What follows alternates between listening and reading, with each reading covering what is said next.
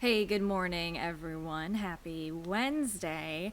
We're going to bring you some homeschool help today talking about hail. This is something that I think there's a lot of misconceptions about. And the reason I say that is the first thing people think of when they think of frozen precipitation, right? Hail. They think of winter, right? And that seems logical at first.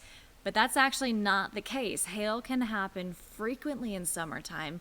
We certainly see that frequently in summertime in the Florida Panhandle.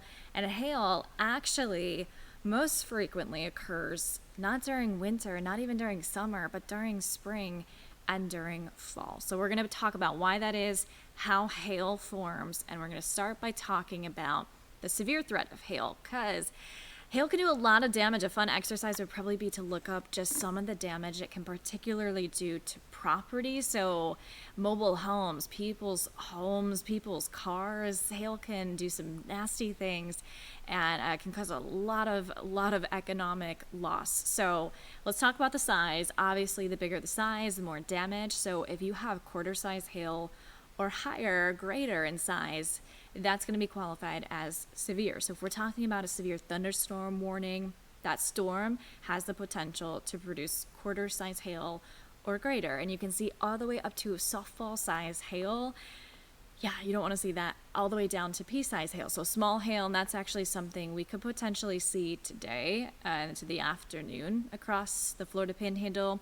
And we could even maybe see quarter-size hail this weekend on Easter Sunday. So let's talk about how hail forms. First of all, hail occurs when it is inside a hail core of a thunderstorm. So thunderstorms, we know this in Florida, they can happen in summer all the time, and you actually need a thunderstorm for hail to occur. So that's why during severe season, when we get going in the deep south in springtime, we start to see some severe thunderstorm activity again. Sometimes it's just too cold in winter to see thunderstorms, to hear that thunder, to see lightning, depending on where you are in the US. So that's why hail is actually going to occur more frequently in springtime and fall than you would even see in winter to begin with. Thunderstorms, they happen in summer a lot of the time, so you can see hail in summer. Updrafts is what's going on to help start that process of hail formation. So strong updrafts within a thunderstorm,